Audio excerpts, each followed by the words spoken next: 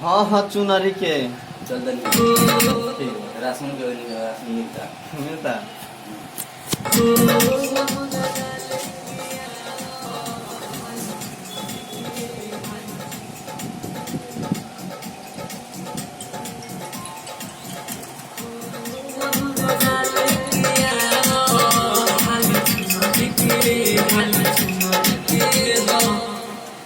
Hello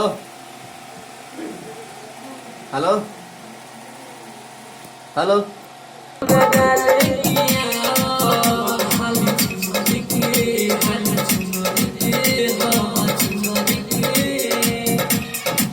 हाँ हाँ चुनरी के है तर भाव है।